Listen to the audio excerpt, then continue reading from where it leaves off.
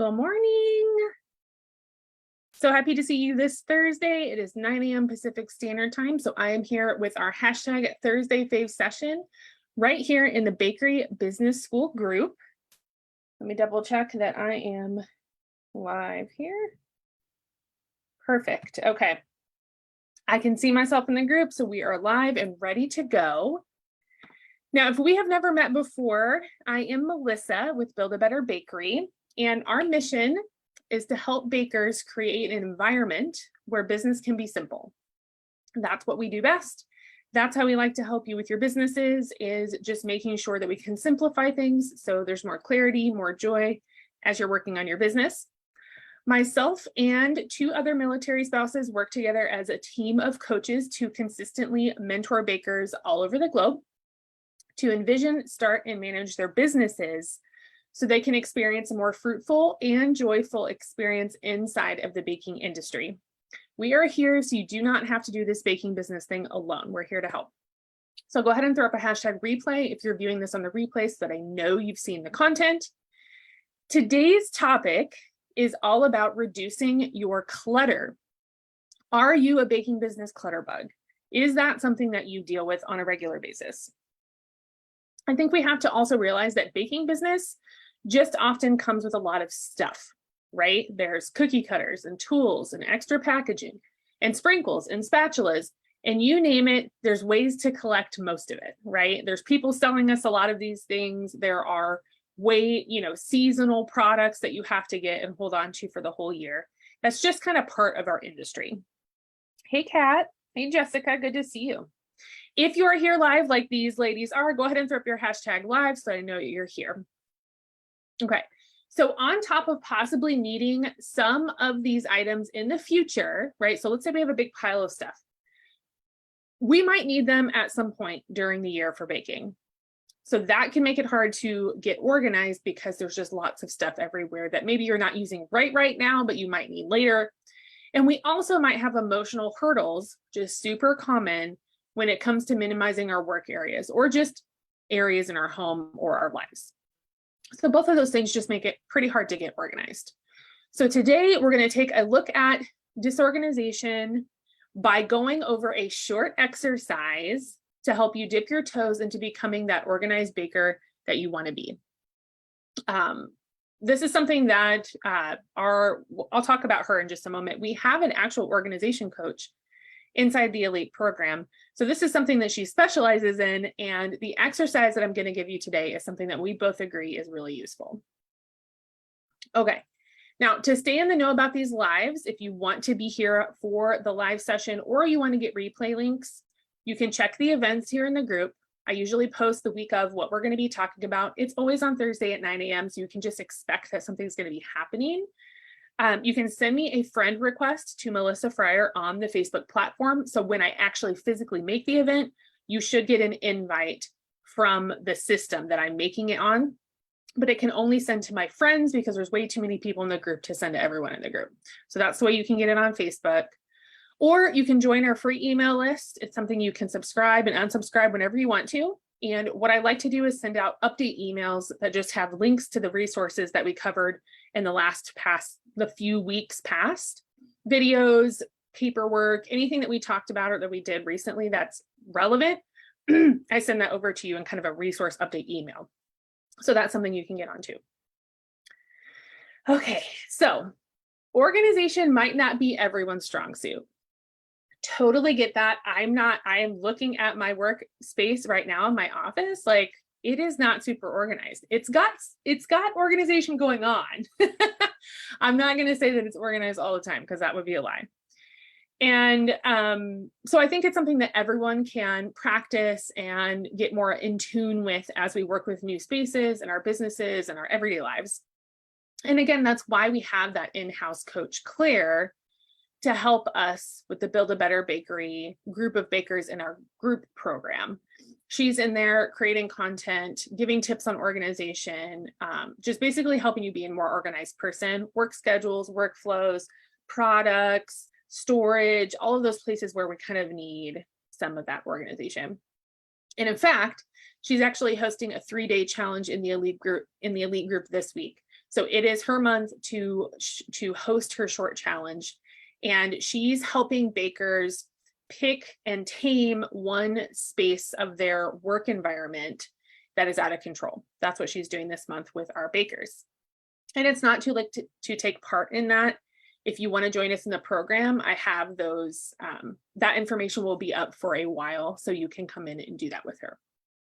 Now, we have Claire available in the Elites as a coach, not only because she's a lovely person, one of my good friends, but also because we know how being disorganized can just literally suck the joy out of any job, right? Like it can just be so hard mentally and emotionally and physically to deal with an unorganized space, including our baking business.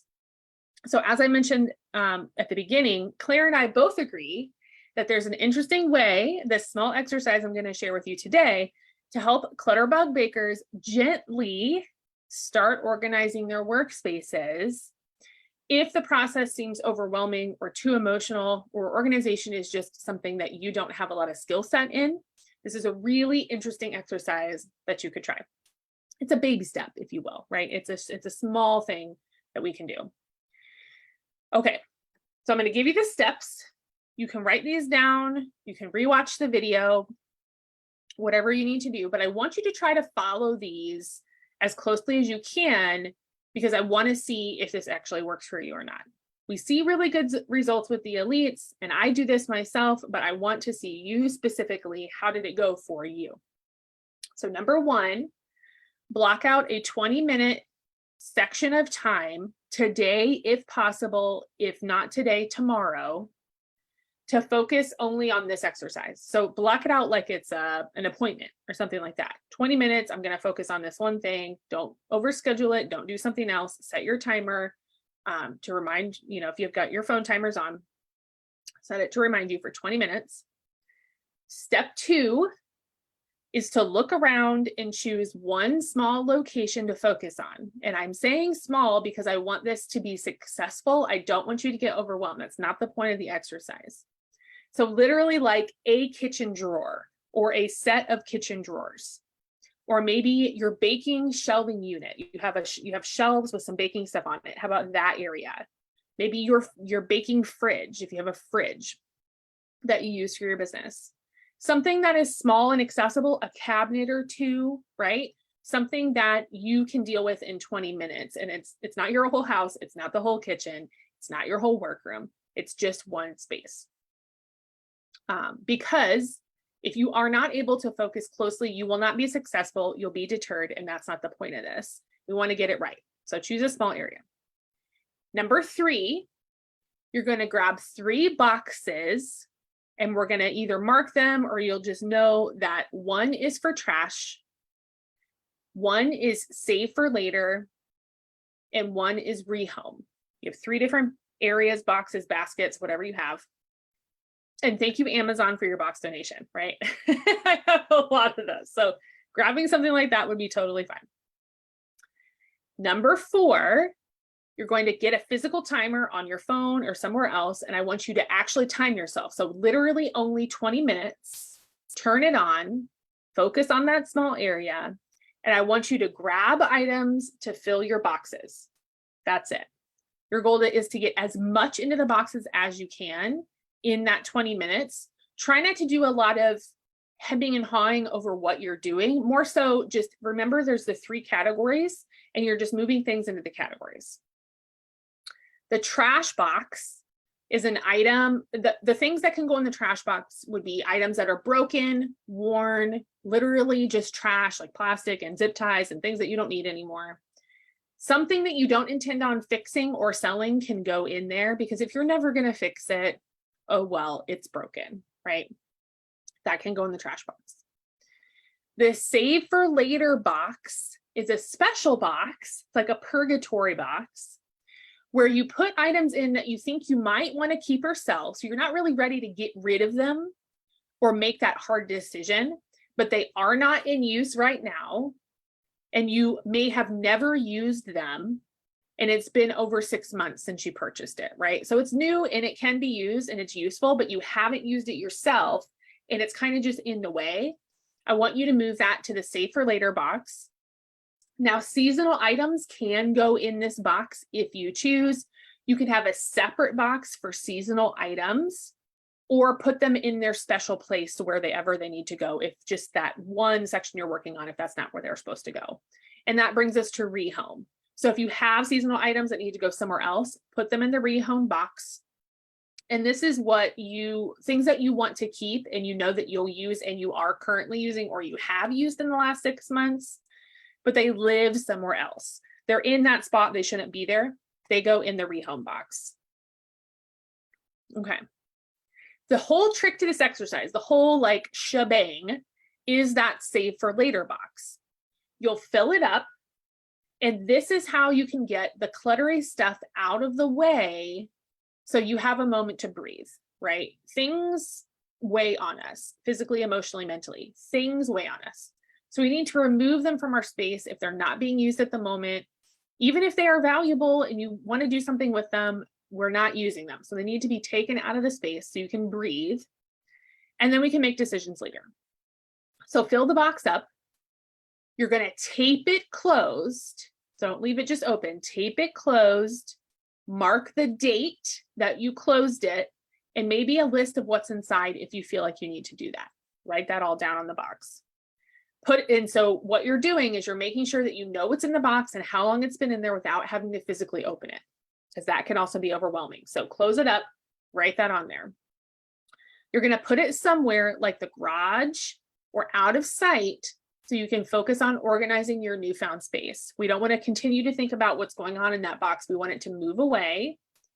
Now, if you leave it on the floor or in a normal living space, in like a normal living area, it's just clutter again. So don't do that either. Make sure you give it a permanent new home somewhere kind of out of sight, under the bed, in the closet, somewhere where it can just sit and be while you deal with your space. Now, likely, you may never actually need anything in that box. You might actually find out, wow, like I thought I needed all that. I thought I wanted all that, but I haven't looked at the box. I haven't needed anything in the box. I haven't even opened it. And if it's been 6 to 12 months since you opened it, noting the date that you wrote on the box, you can feel confident or more confident that releasing yourself from owning those items is a safe choice. You can donate it, you can, whatever you want to do with it. You can even just leave it completely closed and donate it. Whatever works best for you. So why this exercise works. It is a baby step. It's a tiny step that helps you avoid most of the negative emotions around purging items. A lot of people have issues with purging, getting rid of things. So you aren't being asked to get rid of anything other than actual trash. Like we haven't talked about selling it, it's a maybe later, right? So trash goes away. Those other boxes, one's rehome, one's save for later. You're only being asked to categorize, okay? By boxing up those items that might be hard for you to get rid of, but aren't actually serving you, you're placing them in that purgatory box and you're not technically cutting any ties. So you don't have to go through that whole process of loss because you're not actually losing anything. You're just moving them. Your emotional response should be less so as you're decluttering if you can, if you don't have to deal with all those emotions of loss right away, especially if you're not accustomed to that and you don't know how to handle that just yet. This could be a good kind of baby step. This is a great way to learn how to purge items quickly when you're cleaning, and you get that sweet reward of space in return, which does feel super, super good. So just know that at the end, you're going to end up with that space and you're going to feel better about the whole process once the items are actually out of sight. The way Claire puts it is, do these items really deserve your prime real estate space? Do they deserve to sit right there in the middle of everything, in the front of everything? That prime area, your cabinets, your drawers, your shelving, do they deserve to be right there? Are they really serving you consistently, or are they just making it harder for you to work? It's probably maybe harder for you to work. I found out over the years, I really don't need a ton. You can minimize, get tools that do multiple things. And you can really lower your tool numbers if you focus on that. Now, let's see what you do with this information. I bet most of you will hear this tip today and think, oh, that's probably a good idea.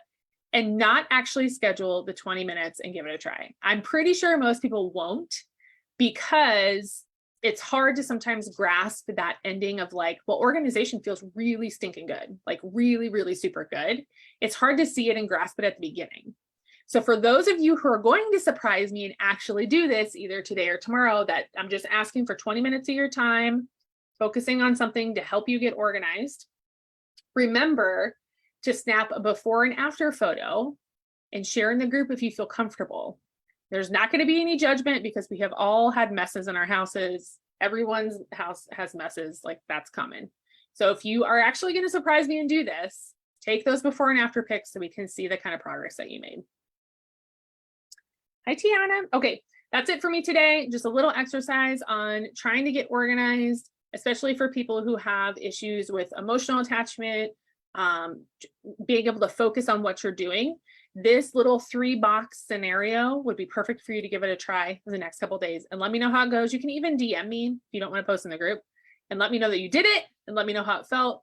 Let me know if we should add a step. And hopefully it adds a little extra space and breathing room to your area with this busy holiday season coming up and even already starting, honestly. That might be a good thing to focus on if you have a few minutes. For me, for the rest of the day, I'm off to continue prepping for a weekend event. I am icing tray bakes. I am making candied pecans, which are so good. And I am working on Rice Krispie treat samples because the event, in lieu of having us pay to be at the event, they want us to give samples out. So I'm going to do like a butterscotch fall Rice Krispie treat to hand out. So I'm going to work on that. And I will see you in the group. You can DM me with any questions you might have. I hope everyone has a great Thursday. Kat says, purging feels amazing once it's done. I know the whole process of it can be a little eh. I have gotten to the point where I really super like it, but military person, you have to go through everything you own every 2 years, 2 to 4 years. You're literally looking at every single item that is in your home.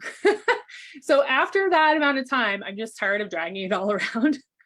So I do personally like it, but I know if you stay in one place for too long, it's just so much and overwhelming. So focusing on the tiny area with the 3 boxes, I think is a good place to start for y'all. Okay, I'll see you later. Have a good day. Enjoy your weekend and bake on.